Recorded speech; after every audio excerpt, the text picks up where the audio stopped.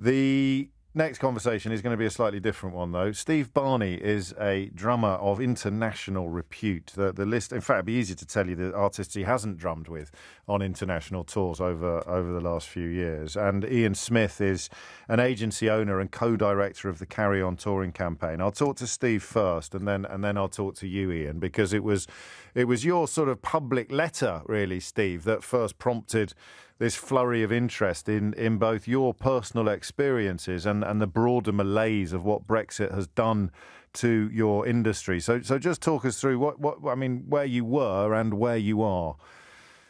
Well, good afternoon. Hello, Steve. Thanks for inviting me on the show.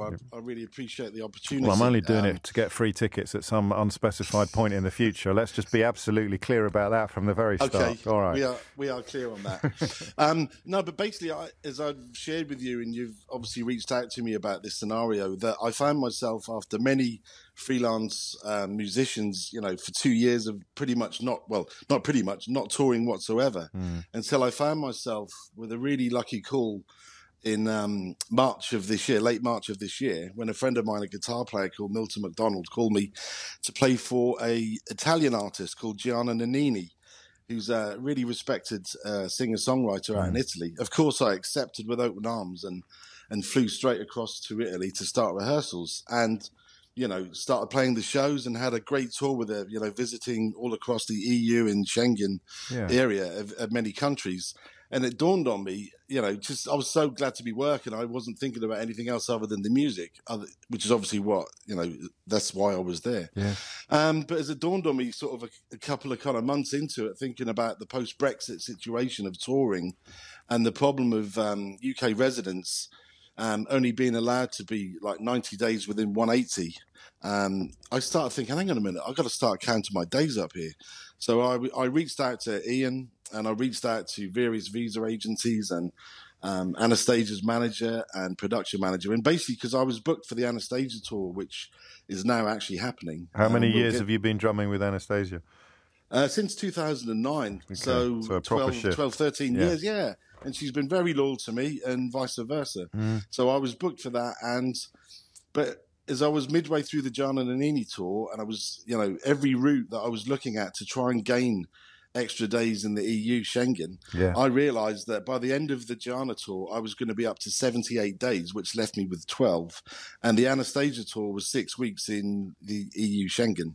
So my scenario, but obviously I had to let Gianna know that I was going to be leaving her tour slightly early. And because of that, I subsequently lost the 2 weeks of summer shows with her, the 2 weeks work and finance. And then it kind of, as we started putting the kind of gas on the situation with literally, confirming some type of a Schengen-wide visa for work purposes, we realised that all roads of there isn't one. Looking at this, it basically doesn't exist, James. You can do I mean, as you've said, you can do the 90 days in 180, and then you're out of it until the 180 days are up. And it's basically like an egg timer situation, which is just not going to work. And I want to say from the heart here, this letter, which was kind of like egged on by my good friend Peredur Ap Gwynedd, who plays guitar for Pendulum. He really told me not to sort of suffer in silence with my own situation, because ultimately, this needs talking about, because it's not just about musicians and all the people that this covers, the touring industry.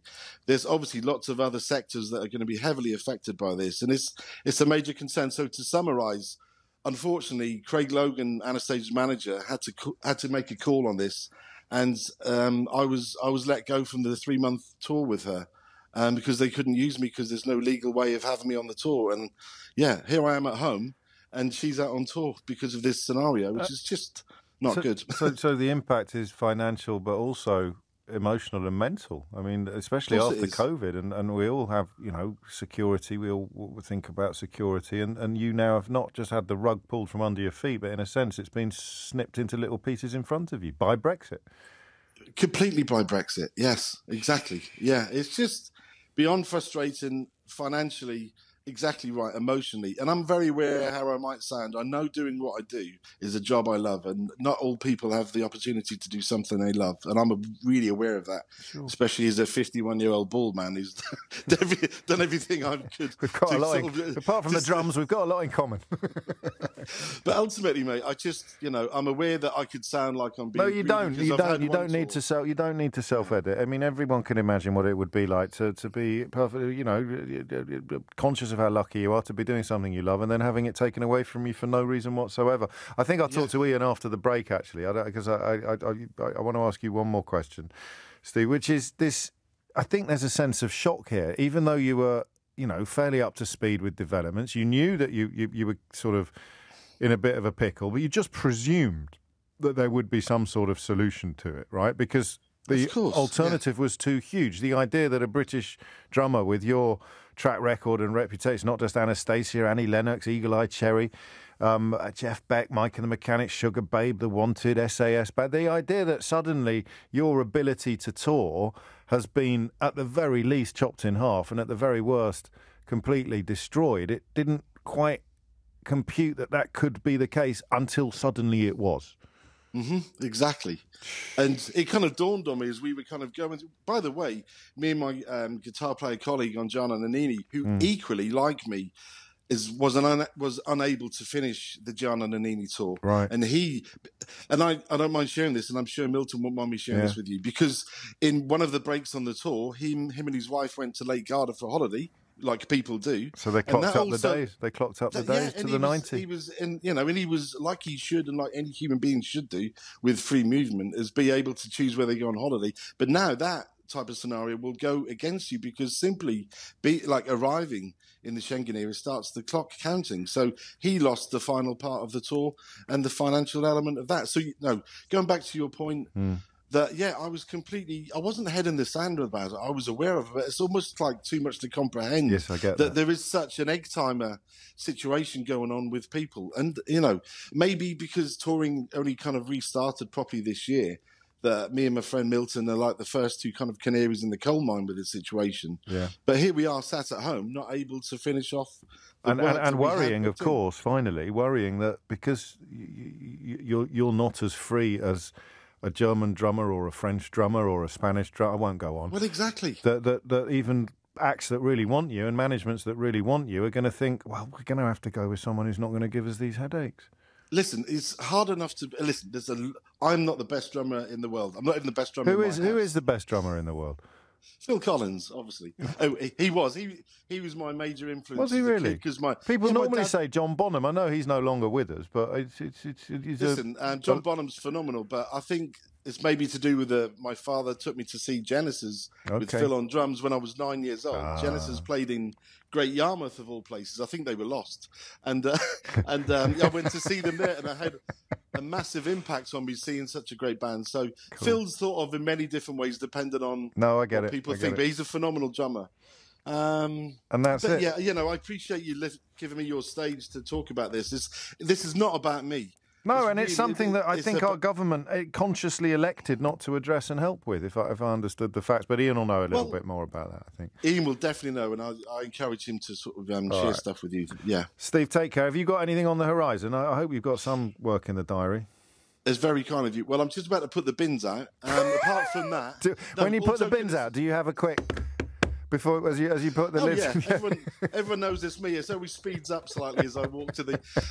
No, in answer truthfully to your question, Gianna Nannini has got some shows at the latter part of this year, funnily enough, back in the EU in Schengen. But because of how this works, and maybe Ian will explain how it works, that because I've been home, I gain days back. So I'm able to do the work back in the year. So it's kind of, so I do have work with Gianna back in the I'm glad to hear it. And I hope that the change of air at the top of the government and ideally, I mean, it's impossible to get a Secretary of State for Culture, Media and Sport who would be worse than the last one, but hopefully the new one might have a little look at this. We'll find out a little bit more about the bigger picture from Ian after the break. But in the meantime, Steve Barney, thank you very much indeed. 12:49 is the time. 12:53 is the time. I got a bit carried away there talking to Steve, probably because we're fellow drummers. That'll be what it is. But Ian Smith heads up the pressure group or the kind of movement, the Carry On touring campaign that is seeking to address some of the problems that Steve just told us about. He's a co-director of Carry On Touring.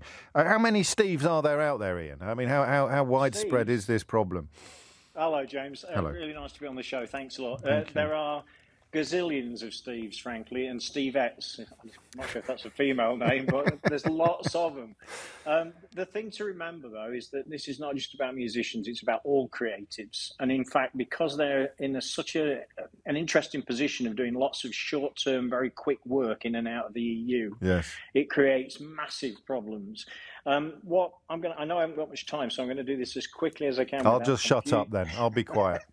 No, keep coming back out if you've got any questions. But the deal is we have the Schengen problem and the UK problem because it's totally reciprocal.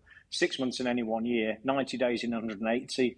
Schengen, EU count it backwards 180 days each time, which is what Steve was referring to. Yeah. Getting his days back. Just to contextualise this, I've been a music industry professional, creative arts professional for about 35 years, musician, used to be a drummer, there a long time ago. And then about 20 odd years ago, people kept saying, be an agent, Ian, be an agent. I was going, no. And then I don't know that that's a compliment, Ian. I've got a level with you. No, I know, mate. I know.